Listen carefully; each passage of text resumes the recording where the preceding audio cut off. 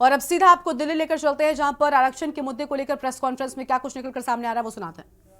को नुकसान पहुंचाया है और उसका उदाहरण है अनडिवाइडेड आंध्र प्रदेश और कर्नाटक।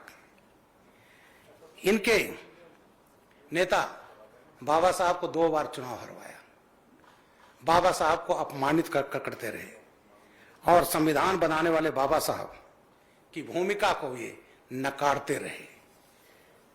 मैं चूंकि खुद दलित हूं, हमारे समाज के लोग कहते हैं कि वैसे तो आएंगे नहीं, लेकिन अगर ये कहीं आ गए तो ये अनुसूचित जनजाति ओबीसी का आरक्षण ये हड़प लेंगे और उसको दे देंगे धार्मिक आधार पर मुसलमानों को।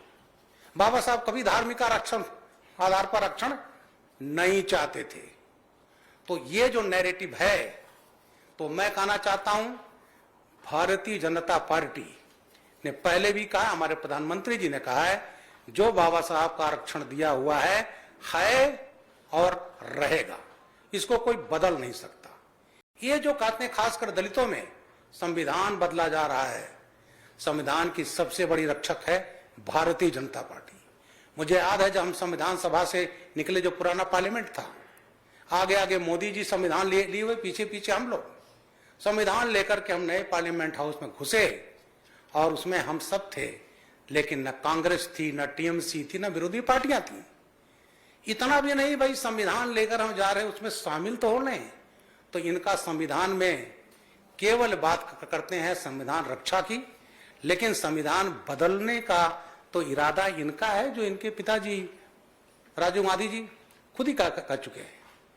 तो मेरा आज मित्रों आप लोगों से इसी पर आप लोगों से बात करनी थी कि कांग्रेस पार्टी और इनके सहयोगी जो इंडी गठबंधन, ये सब दलित विरोधी, आरक्षण विरोधी, बाबा साहब के विरोधी और संविधान विरोधी हैं और ये भारतीय जनता पार्टी कभी चलने नहीं देगी। आज देश के दलितों को जो है, ओबीसी को जो भ्रमित कर रहे हैं, ये माननीय खड़गे जी कह रहे हैं संविधान खतरे में, हमारे दलित ने नहीं है वो। तो ये जो नैरेटिव फैला रहे हैं, ये नैरेटिव चलने वाला नहीं है। और मैं बार बार दोबारा कहता हूं कि ये पार्टियां, स्पेशली जिसको कांग्रेस लीड कर रही है, ये संविधान विरोधी, दलित, एसटी और ओबीसी विरोधी।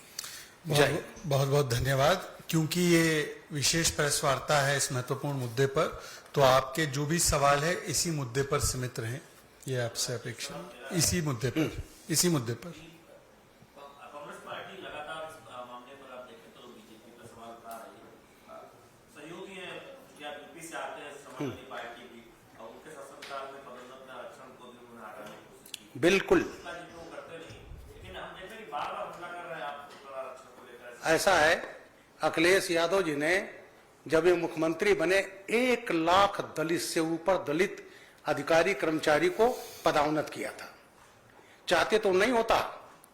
हमारे थाने के जहां मैं खुद रहने वाला हूं, वहीं एसएचओ था, वहीं हवलदार बना दिया गया, एसडीएम नायब तहसीलदार बना दिया गया। तो जितना बड़ा अपमान अखिलेश यादव ने दलितों का किया उत्तर प्रदेश में, और क्या बना है पीडीए, पिछड़ा दलित अल्पसंख्यक। तो सबसे बड़े विरोधी जो हैं वो तो रहे हैं समाजवादी पार्टी, दलितों के जो उत्तर प्रदेश में किया उन्होंने। कोई और सवाल इसी विषय पर? यदि इसी विषय पर कोई सवाल नहीं है तो आज की प्रेस वार्ता यहीं पर हम लोग समाप्त करते हैं। बहुत बहुत धन्यवाद। जय भीम।